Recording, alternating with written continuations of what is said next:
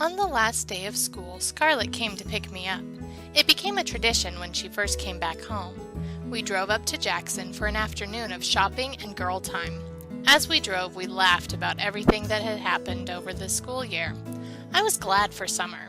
Summer was one of our busiest times, and I hoped it would pull Scarlett out of her shell a bit.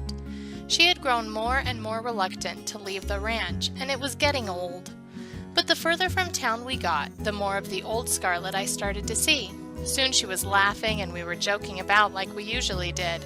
We discussed plans for the ranch, next school year, because Scarlett insists on being practical, and plans in general. When we arrived, Scarlett went straight to our favorite salon. "Scarlett, I'm thinking of doing something different with my hair. Is that okay with you?" She laughed. "As long as Mom won't have a conniption, you can do what you want. It's your hair. What did you have in mind?" "It's a surprise." Laughing again, we walked in. The owner looked up and smiled. "School's out already?" "That's right, Sharon," Scarlett replied with a grin. "Well, pull up a seat and we'll be right with you."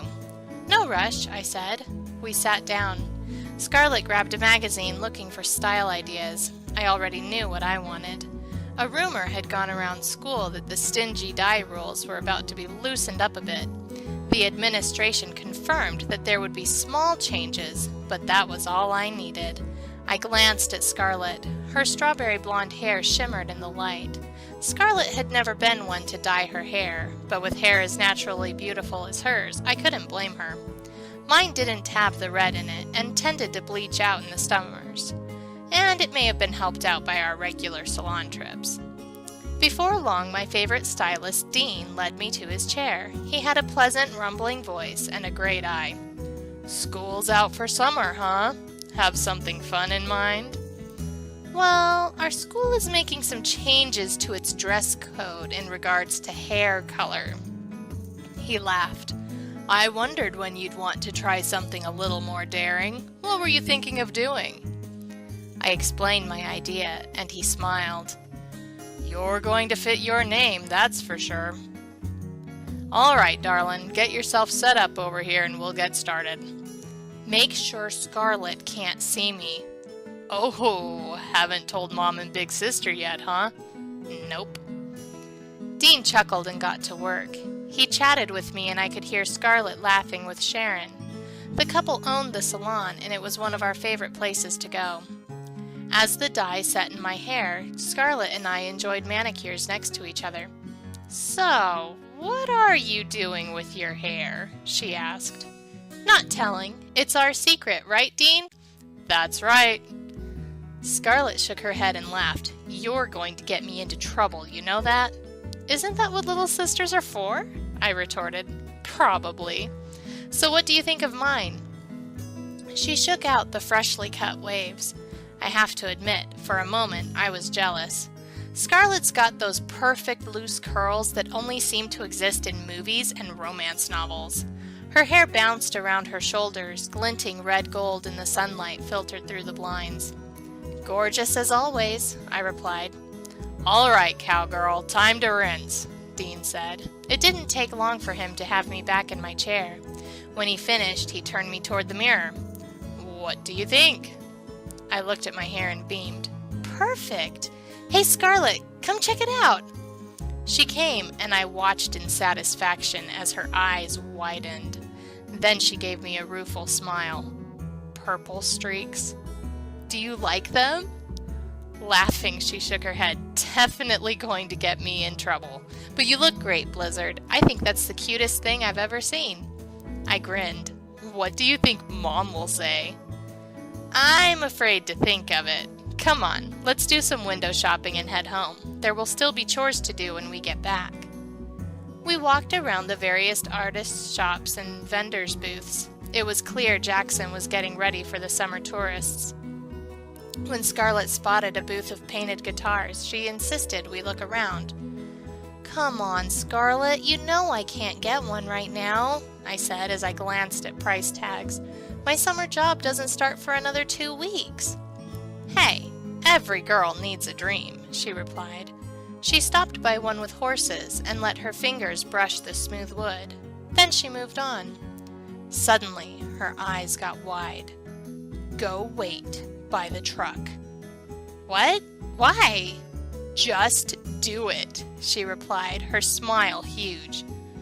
"What are you up to? Would you just go?" Knowing I wouldn't be able to win an argument, I did as I was told.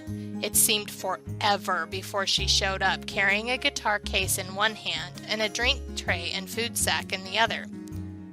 "What did you do?" "Get the tailgate opened up, and we'll have a quick snack before we go home." I glared at her. "You're really enjoying this, aren't you?" "Oh, you better believe it. A little revenge for your hair surprise. Go on." I hopped into the bed of the pickup and took the drink tray from her before then taking the food. Scarlett sat down and set the guitar case next to her. I knew she was going to draw this out as long as she could, so I sipped from the cup she handed me and sat staring at the guitar case. I figured she had found something for me, and I was dying to find out what it looked like, and how much I owed her. Based on the ones I'd looked at, it was going to take a month at least to work off the guitar. Scarlett slowly lingered over her fries, occasionally sipping from her soda. Her gray eyes sparkled, and I could tell she was eagerly waiting the right moment to spring her surprise on me. "Well, should we head home?" "Are you kidding me? Seriously, Scarlett, what's in the case?" She laughed and passed it over to me. "Happy birthday, a few months early." I opened the case and sat staring at it.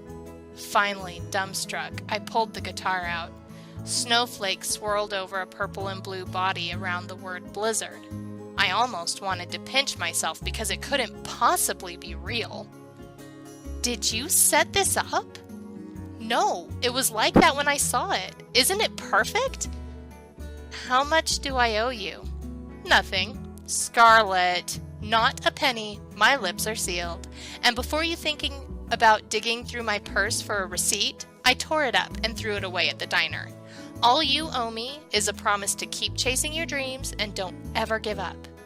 And maybe mention your totally amazing sister during your acceptance speech," she added with a wink.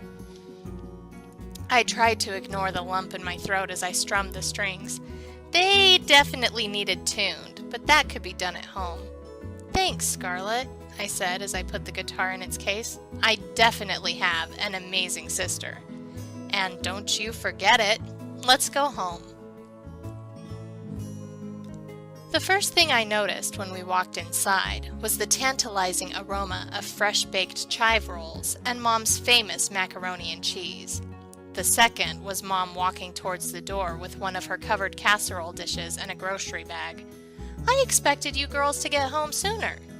She stopped short, her eyes fixed on me. "What have you done to your hair?" I suddenly didn't feel as confident as I had earlier. "Well, They're just a few purple streaks, Mom," Scarlett interrupted. "I suppose you encouraged her?" "She caught me by surprise, too," Scarlett shrugged. "But, Mom, she looks adorable." Mom gave me a reluctant grin. "That's part of the problem. Anyway, we'll discuss your hair later. Right now, I need you girls to take this over to the double rocking bee." "What?" Scarlett choked. "Why?" I asked. "I called Teddy this afternoon to learn he's just been allowed to go home from the care center he was in. It's no more than neighborly to take them something homemade for dinner. I dare say Josiah's been living off the diner on Main since he arrived." "I don't think it will hurt either of them," Scarlett muttered. "Scarlett India, you know the only reason we're still in operation is Teddy Middleton. It won't kill you to go over. Besides, you have a great relationship with Teddy." "I like Teddy just fine. It's his son." Mom stopped her after placing the dish on a nearby coffee table. "Scarlett, honey, you're going to have to face him sooner or later," she said, placing a gentle hand on her shoulder. "Why can't you take it?" It was the nearest to whining I'd ever heard from my sister. "My new glasses haven't come in yet, so I really shouldn't drive. You'll be fine." Scarlett glared at her before grabbing the casserole dish and stomping toward the door.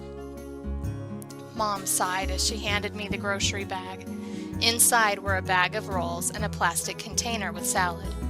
"Make sure no one gets hurt." "Wait, what?" I heard the truck engine roar and I knew I didn't have time to ask more questions.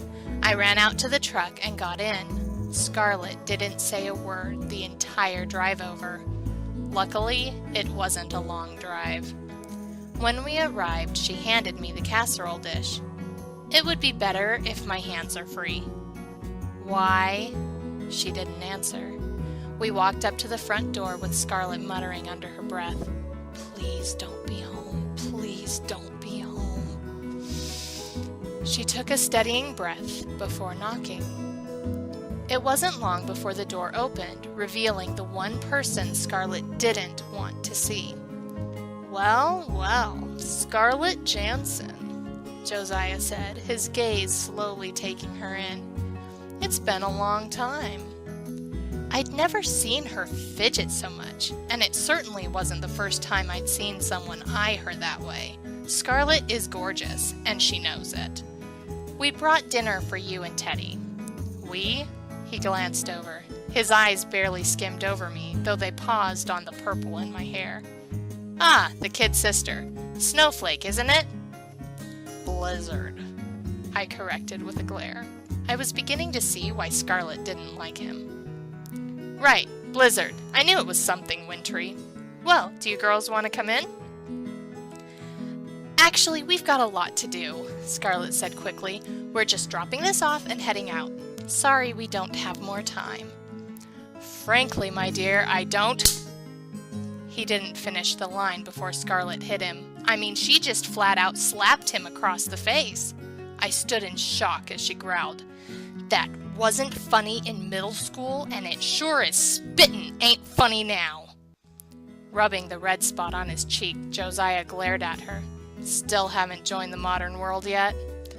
"My mother taught me ladies don't swear. It's vulgar." "Well, I was taught intention matters as much as the words. So just how clean are you, Miss Priss?"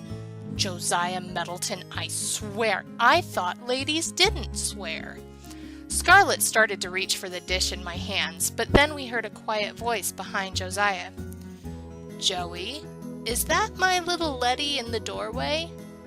Josiah stepped aside, and my heart lurched. Before his stroke, we did a lot with Teddy. He was built like a bear, but sweeter than honey. Josiah looked a lot like his father, tall and broad with warm brown eyes and dark hair. Not that you could see the similarities now. Teddy was leaning heavily on a cane, his skin pale and his eyes tired. I'd never seen him look so fragile, and it just about killed me. I could tell Scarlett was shocked too as she stammered, "How are you, Mr. Middleton?" "Mr. Middleton," he repeated with a weak grin. "Has Joey here been bothering you? Just smack him good and hard for me."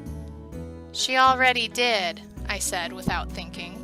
Scarlett glared at me, but Teddy laughed. He probably deserved it. "And Blizz, is that purple in your hair?" Why didn't I just stick with blonde? I thought as I said, "Yes, sir. Do you like it?" "Like it? I love it. It's as pretty and vibrant as you are, dear." I grinned, glad that at least one adult in my life approved of my new style. Well, two, counting Scarlett. "What brings you two lovely ladies over anyhow?" "Mom made dinner for you," Scarlett replied. "She figured you'd enjoy something homemade to celebrate being home." He laughed again. I thought I smelled her cooking. I think I missed our weekly dinners most when I was away. Let's get that set up on the table. Scarlett and I followed him into the house. As we set the food on the large dining table, Teddy asked, "Will you be joining us?" Scarlett hesitated. "I'm sorry, Teddy. We still have chores to do. We had a girls' day, so we've got a lot to catch up on." "But we'll set something up soon," I added when he looked a little disappointed. He brightened and said, "Well, don't stay away too long. Joey, show the girls out and mind your manners." "That really isn't necessary," Scarlett began. "I'd be happy to." Josiah offered each of us an arm. Scarlett glared at him, but tentatively placed her hand on his arm. I could tell she was doing it more for Teddy than for his son. As soon as we were out in the hall, she let go and moved ahead. We got out to the front porch, and Josiah reached out to touch Scarlett's shoulder. She tried to avoid it, but he was faster than she was. "Listen, Scarlett, I'm sorry about what I said earlier. Getting a rise out of you probably wasn't the best way to say hi." "You think?" she retorted, still not bothering to look at him. "Hey, I said sorry. I've missed you, you know." His voice was quiet and even a little tender. She turned towards him, her gray eyes swirling dangerously. "That's not going to work, Josiah. I'm not falling for it again." Again. I followed after Scarlett as she strode to the truck. I normally don't have a hard time keeping up with her, but I felt like we were sprinting. Just as we reached the truck, I heard Josiah's voice from the porch. "Well, fiddle-dee-dee," he said, his hands on his hips.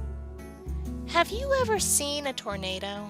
We don't get them where we live, but my mom's sister has a small farm in southwest Kansas, and we saw one once while visiting.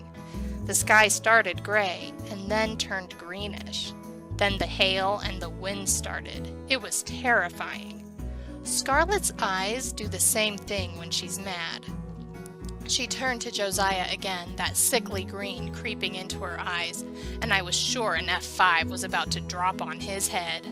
I waited for her to shout, to throw something, or maybe even to run back and hit him. Instead, she just glared, and then got in the truck. I didn't dare say anything as we drove home. The entire way, Scarlett's breathing was sharp and almost sounded timed. When we arrived at home, she had barely parked before she was undoing her seatbelt. As I glanced over, I realized she was crying. Without a word to me, she went straight to the barn. For a moment, I hesitated, unsure what I should do. Finally, I walked inside where Mom was waiting. "Why did you do that?" I demanded. "I take it things didn't go well?" "She hit him!" "Hit him? Why?" "He said the line. Well, he started it anyway." "Oh, he should know better than that." She looked at me. "I suppose you think I did that on purpose?" I glared at her. "Scarlett's out in the barn crying, Mom. Why would she have told Josiah she wasn't going to fall for it again?" She sighed. "I'm sorry, Blizzard. That's not my story to tell." We were quiet for a moment, and she said, "Come on, let's have dinner, and you can tell me what all happened." "What about Scarlett?" "She'll come in when she's ready. She doesn't like to appear weak, especially not in front of you." I followed Mom to the dining room, though I didn't have much of an appetite anyway. I hoped for Scarlett's sake we wouldn't see the bear again anytime soon, though I still wondered why she had said again, and why it mattered if I saw her weak.